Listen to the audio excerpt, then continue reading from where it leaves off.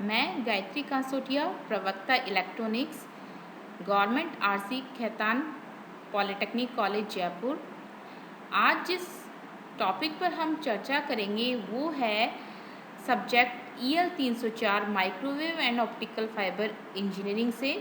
इसकी यूनिट है 6 optical fibre communication, जिसमें टॉपिक है लेज़र डायोड। अब तक हमने यूनिट 6 से पार्ट 5 हम कवर कर चुके हैं। अब ये जो नया पार्ट है, पार्ट 6 लेज़र डायोड, हम इस लेक्चर में कवर करेंगे।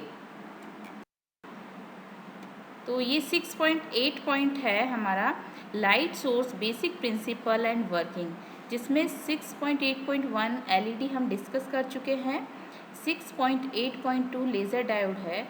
तो आज का content laser diode. Laser diode को हम डिफाइन कर सकते हैं कुछ इस प्रकार से: a semiconductor device that generate coherent light of high intensity of a very narrow bandwidth is known as laser diode. Laser diode बहुत कम बैंडविड्थ पे लाइट प्रोड्यूस करता है, जो कि कोहेरेंट लाइट जिसकी इंटेंसिटी हाई होती है। तो हम कोहेरेंट लाइट से हम क्या समझते हैं? Coherent radiations mean that light waves generated by the devices have the same frequency and phase। तो coherent radiation में जो सिग्नल है, लाइट सिग्नल है, उसकी फ्रीक्वेंसी हमारी सेम होती है और फेज़ भी उसका सेम होता है। जो भी लाइट निकल रही है उनमें सेम फ्रीक्वेंसी और फेज़ होती है। That's why it is called coherent radiation. Laser को हम कुछ इस तरीके से एब्रीवेट कर सकते हैं that it is light amplification by stimulated emission of radiation. तो यहाँ पे जो लाइट है उसका स्टिमुलेटेड एमिशन हो रहा है रेडिएशन के द्वारा और वो एम्प्लीफाइड मोड में है। That's why it is called laser light. तो जो बेसिक प्रिंसिपल है लेज़र का वो स्टिमुलेटेड एमिशन है, जिस पे हमारा लेज़र डायोड काम करता है। अब इसके कंस्ट्रक्शन को हम देखें तो लेज़र डायोड जो है वो 2 सेमीकंडक्टर लेयर से बना होता है, जिसमें हम P टाइप और N टाइप कंसीडर करते हैं, जो कि गैलियम आर्सेनाइड मटेरियल में सेलेनियम, एल्यूमिनियम या सिलिकॉन की डोपिंग से मिलके बना होता है। तो P side layer upper side और बॉटम में हमारी N टाइप लेयर है। अब इनके बीच में हम एक एडिशनल एक्टिव लेयर यूज़ करते हैं जो कि अनडोप्ड होती है, यानी प्योरली गैलियम आर्सेनाइड की बनी होती है, उसमें किसी प्रकार की डोपिंग नहीं की जाती है। तो ये हमारी एक एडिशनल लेयर है जिसके थ्रू हमारी लाइट जो है वो एमिट होती है। तो यहाँ पे जो एरो दिखा रहे हैं that is the emitted laser radiation, और ये हमारा एक एरिया है जहाँ से लाइट निकल रही है। लेकिन यदि फिर भी हमारी कोई लाइट इधर उधर स्प्रेड होती है तो वो हमारी बैक साइड से थोड़ी बहुत इधर आ सकती है। तो हम इनको यूज़ करने के लिए, या कह लो कि प्रॉपरली एक डायरेक्शन में ही लाइट आए, तो हम क्या ऊपर एक mirror polish reflecting surface use करते हैं। ऊपर एनोड है, नीचे कैथोड है। तो यहाँ पे यदि कोई भी लाइट ऊपर जा रही है तो वो वापस से रिफ्लेक्ट होके हमारे मिडिल पोर्शन जो अनडोप्ड एरिया है वहाँ पे आ जाती है। तो हम जो P टाइप को है उसको भी पार्शली पॉलिश्ड करते हैं इसके सरफेस को, जिससे क्या है कि सारी लाइट एक डायरेक्शन में ही आए। तो दिस इज़ द कंस्ट्रक्शन। तो इसको आगे हम फर्दर देखते हैं।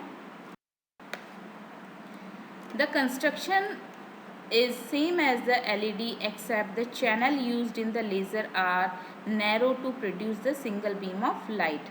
हमने जैसा कि LED में पढ़ा है वहाँ पे भी लाइट को एग्जिट करने के लिए, एमिट करने के लिए एक एरिया होता है। तो वहाँ जो एरिया होता है उसकी चौड़ाई ज़्यादा होती है रदर देन लेज़र में। लेज़र में हम बहुत कम थिकनेस रखते हैं जिससे वहाँ से लाइट बहुत एक बीम के रूप में बाहर निकले। तो कंस्ट्रक्शन सेम है, N और P टाइप का कंस्ट्रक्शन है, बट डिफरेंस ये है कि हमारा नैरो होता है जो हमारा लाइट बीम का area. The thickness of this active layer is of few nanometer. जो बीच में एक्टिव लेयर हमने यूज़ करी है जो अनडोप्ड है, उसकी जो थिकनेस है वो नैनोमीटर तक ही होती है। तो हम उसको वहाँ से लाइट एमिट करवाते हैं। The aim of sandwiching this layer in between p and n type layer is to increase the area of electron and hole combination. तो हमारा जो बीच में हमने अनडोप्ड एरिया लगाया है, जो रीजन लगाया है, उसको यूज़ करने का मतलब ये है कि हम उसमें इलेक्ट्रॉन और होल के कॉम्बिनेशन को इंक्रीज़ कर सकें, resultantly increasing the emitted radiation, जिसकी वजह से हमें रेडिएशन इंक्रीज में मिलता है, बढ़ के मिलता है. The laser output is taken from active region of the laser diode. तो लेज़र आउटपुट जो मिलता है वो हमें एक्टिव रीजन के थ्रू ही मिलता है, इसलिए यह लेज़र डायोड है. In laser diode polishing at the two end of the junction is done in order to provide a mirror like surface. Through reflection from this surface, more electron and hole pair gets produced. Resultantly, that produce more radiation through the device. तो हमने जो polish करी है इसमें, उस polish में हमें ये फ़ायदा हो रहा है कि जो हमारे इलेक्ट्रॉन और होल पेयर है वो यदि इधर उधर जाते हैं तो रिफ्लेक्ट होकर वापस अपने मिडिल पोर्शन में आ जाए, एंडोप्ड एरिया में आ जाए, तो मैक्सिमम रेडिएशन. तो जो कंस्ट्रक्शन है हमने पढ़ ली. अब बेसिक जो वर्किंग है लेज़र डायोड की वो हम देखते हैं वर्किंग ऑफ लेज़र डायोड में.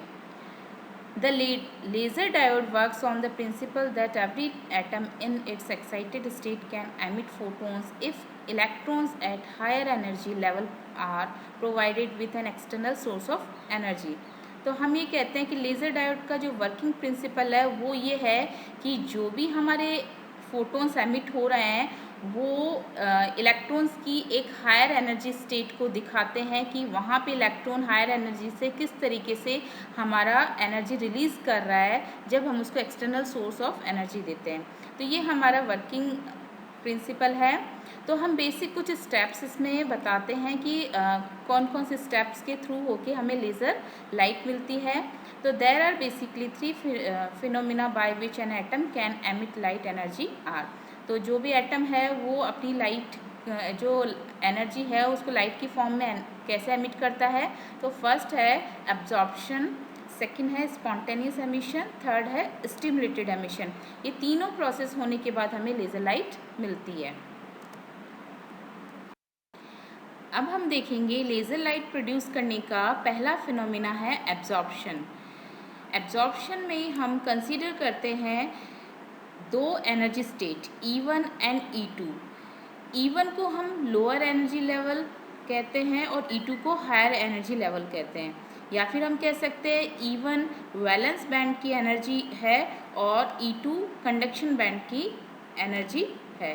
तो हम यदि इलेक्ट्रॉन्स को वैलेंस बैंड में कंसीडर करते हैं या E1 स्टेट में कंसीडर करते हैं, तो जब हम एक्सटर्नली हम एनर्जी प्रोवाइड कराते हैं इस स्टेट पर, तो जो इलेक्ट्रॉन्स इस स्टेट में है वो एनर्जाइज होके हायर एनर्जी स्टेट E2 में मूव कर जाते हैं. तो कहने का मतलब इन इलेक्ट्रॉन्स ने एनर्जी एब्जॉर्ब करी जो कि वैलेंस बैंड में थे और ये एनर्जी गेन करने के बाद में कंडक्शन बैंड में पहुंच गए. तो हमारा जो एनर्जी डिफरेंस है वो E2 माइनस E1, इस एनर्जी का जो गैप है, यदि इतनी एनर्जी दी जाए तब हमारा इलेक्ट्रॉन अपर स्टेट में या हायर एनर्जी स्टेट में पहुंच जाता है. तो ये जो पहला स्टेप है that is called the absorption, जिसमें इलेक्ट्रॉन्स एक्सटर्नली एनर्जी गेन करके हायर स्टेट में पहुंच जाता है. तो यहाँ से इलेक्ट्रॉन मूव करता है तो पीछे फ्री होल हो जाता है और ये नेक्स्ट स्टेट बन जाती है इलेक्ट्रॉन्स की. तो ये पहला स्टेप है एब्जॉर्प्शन का. तो अब नेक्स्ट हम स्टेप देखते हैं स्पॉन्टेनियस एमिशन. जैसा कि प्रीवियसली हमने देखा कि इलेक्ट्रॉन्स E1 स्टेट से E2 स्टेट में एनर्जी गेन करके यहाँ पे पहुँच जाता है, तो हमारा इलेक्ट्रॉन यहाँ पे E2 स्टेट में फ्री है. अब हम यदि इलेक्ट्रॉन्स को हायर एनर्जी स्टेट से कहते हैं कि यहाँ अनस्टेबल स्टेट होती है, तो यहाँ से इलेक्ट्रॉन्स अनस्टेबल स्टेट से अपनी एनर्जी को रिलीज़ करके वापस से E1 स्टेट या हमारी लोअर एनर्जी स्टेट में आता है. तो एनर्जी को किस फॉर्म में ये रिलीज़ करता है, या तो ये हीट के रूप में रिलीज़ करेगा या फिर ये लाइट के रूप में रिलीज़ करेगा. तो स्पॉन्टेनियस एमिशन में क्या होता है कि जो इलेक्ट्रॉन्स की एनर्जी है हायर स्टेट से लोअर स्टेट में आने पे ये फोटोन्स के रूप में अपनी एनर्जी को रिलीज़ करता है। तो जो एनर्जी है वो उसकी वैल्यू होती है E2 माइनस E1। तो हम स्पॉन्टेनियस एमिशन में देखें, if the electrons in higher energy level E2 are unstable then they will tend to move to the lower energy level E1 in order to achieve stability. यदि वो higher energy state में unstable condition में है तो वो अपनी energy को release करके लोअर एनर्जी लेवल E1 में स्टेबिलिटी फाइंड आउट करने के लिए वो आ जाता है। But if they will move from higher energy level to lower energy level, they will definitely release the energy which will be energy difference between these two level. तो ये है कि जो एनर्जी है वो कितनी होगी, वो इन दोनों एनर्जी लेवल के डिफरेंस के समान होगी, यानी E2 माइनस E1 होगी, जो भी ये हमारी एनर्जी रिलीज़ हो रही है उसकी। The energy released will be in the form of light and thus photon will be emitted. तो जो एनर्जी रिलीज़ हो रही है वो लाइट के रूप में हो रही है या फोटोन के रूप में हो रही है। तो इस प्रोसेस को हम कहते हैं स्पॉन्टेनियस एमिशन। तो हमारा जो सेकंड स्टेप है, कुछ इलेक्ट्रॉन्स हमारे स्पॉन्टेनियस एमिशन में आते हैं। तो ये हमारा सेकंड स्टेप है स्पॉन्टेनियस, जिसमें एनर्जी हायर एनर्जी से इलेक्ट्रॉन लोअर एनर्जी में अपनी एनर्जी को रिलीज़ करते हैं फोटोन के रूप में। अब नेक्स्ट स्टेप जो नेक्स्ट फेनोमिना है that is a stimulated emission. Stimulated emission में क्या होता है, हम ये कंसीडर करते हैं कि जैसे हमारे लोअर एनर्जी स्टेट थी E1 और अपर एनर्जी स्टेट थी E2।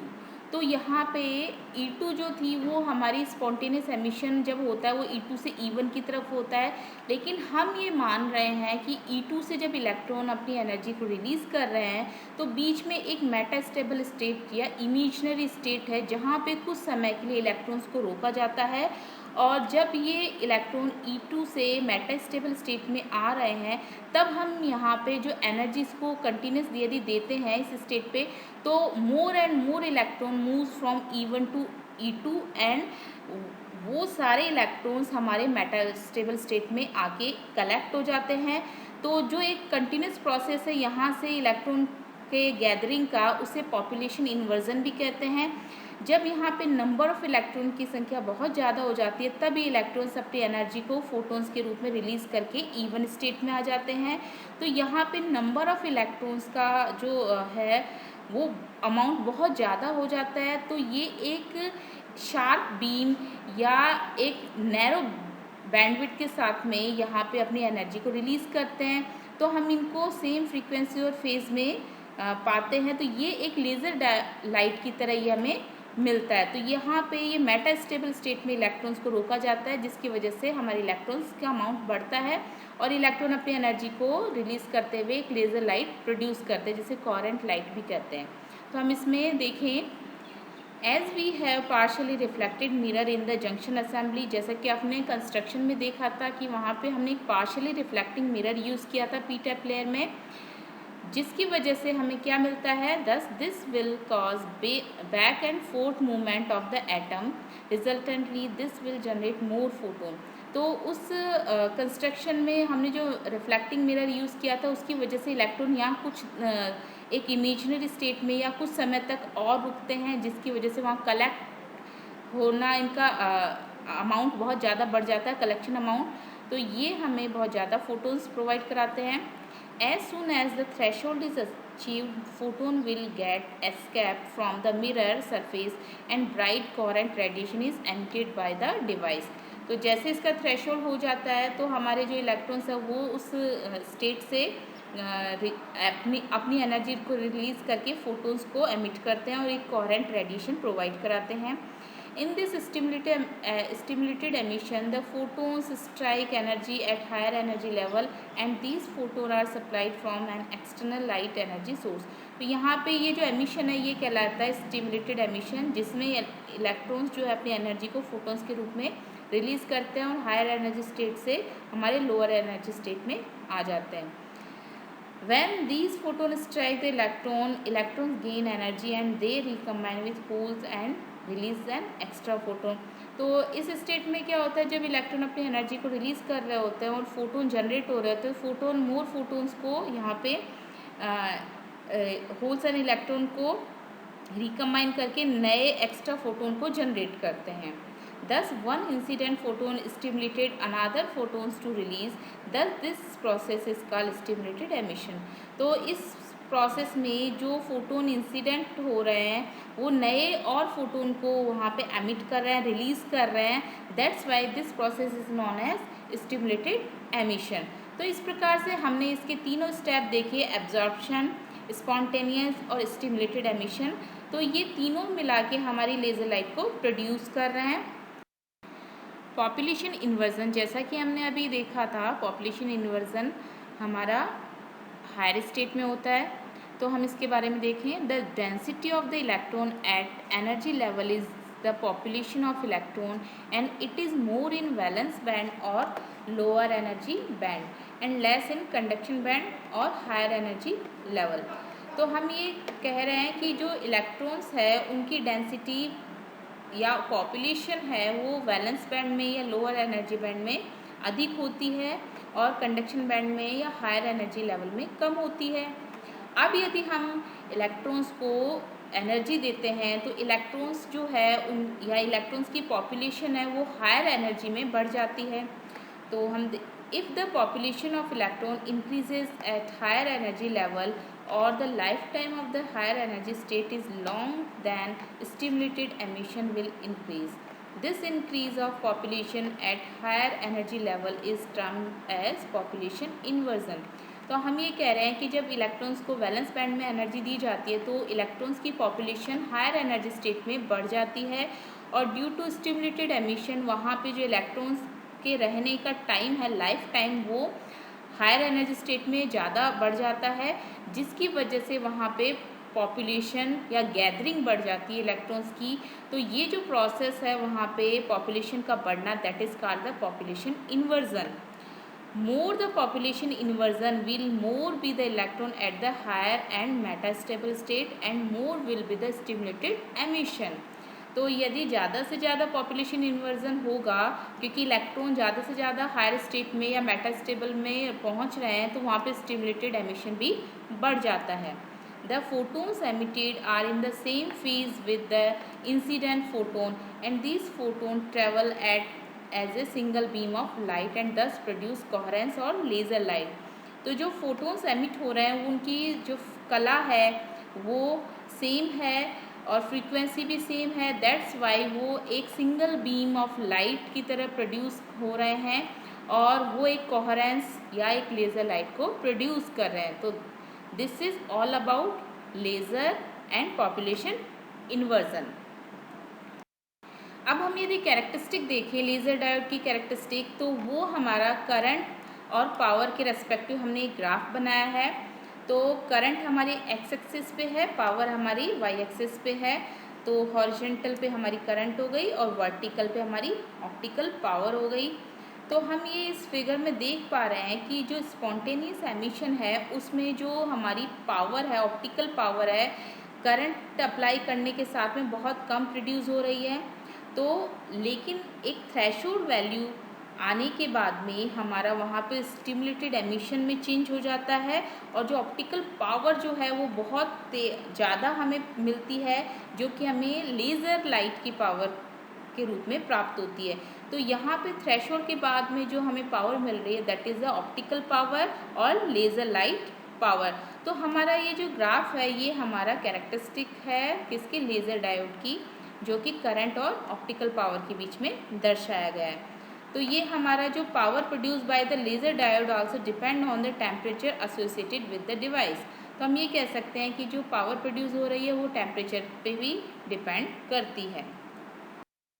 कैरेक्टरिस्टिक, हम लेज़र डायोड की कुछ कैरेक्टरिस्टिक देखें तो सबसे पहले हम देखें type.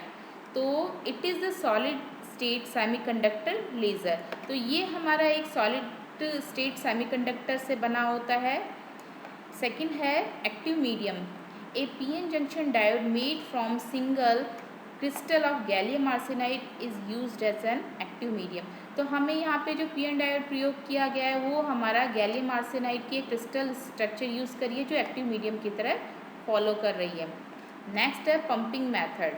The direct conversion method is used for the pumping action. तो यहाँ पे जो एनर्जी हम दे रहे हैं वो डायरेक्टली हमारी कन्वर्ट कर रही है फोटोन्स को, तो this is the pumping method. Power output, the power output from this laser is 1 milliwatt. तो इसका जो आउटपुट पावर है 1 मिलीवाट तक होता है। Nature of output, the nature of the output is continuous wave और पल्स आउटपुट। तो दोनों प्रकार के कंटिन्यूस और पल्स के रूप में ये हमें आउटपुट देता है। Wavelength of the output, gallium arsenide laser gives infrared radiation in wavelength of 8300 to 8500 angstrom. तो ये हमारी जो आउटपुट वेवलेंथ है ये हमारा पैरामीटर है इसका। एडवांटेज, लेज़र के बहुत सारे एडवांटेज है। तो फर्स्ट एडवांटेज है it is a very small in dimension. तो इसके जो साइज़ है बहुत छोटी होती है। The arrangement is simple and compact. तो इसका जो अरेंजमेंट है वो बहुत साधारण और बहुत सही सरल होता है। It exhibit high efficiency. तो इससे जो हमें एफिशिएंसी है वो ज़्यादा मिलती है। The laser output can be easily increase by controlling the junction current. तो जो जंक्शन करंट है जहाँ पे हमारी जिससे हमें आउटपुट पावर मिल रही है उसको इजीली कंट्रोल किया जा सकता है और आउटपुट को घटाया या बढ़ाया जा सकता है। It is operated with lesser power than ruby and CO2 laser. तो इसको जो ऑपरेट करने के लिए पावर रिक्वायर्ड है रूबी और CO2 लेज़र के कंपैरेटिव वो कम रिक्वायर्ड है।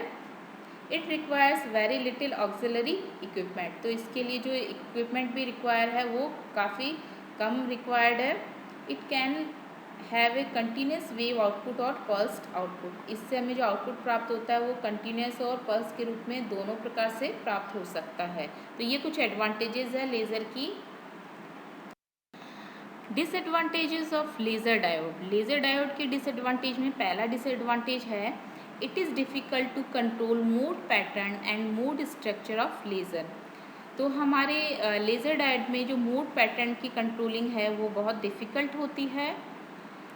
That output is usually from 5 degree to 15 degree, that is laser beam has large divergence. तो लेज़र जो आउटपुट दे रहा है उसमें 5 डिग्री से 15 डिग्री का डाइवर्जेंस होता है जो कि बहुत ज़्यादा बड़ा होता है। तो हमें इसको शार्प करना आवश्यक है। तो ये एक डिसएडवांटेज है। Threshold current density is very large. तो जो हमारी थ्रेशोल्ड करंट डेंसिटी है उसकी मात्रा बहुत अधिक होती है। 400 एम्पियर पर mm² पे ये हमें प्राप्त होती है।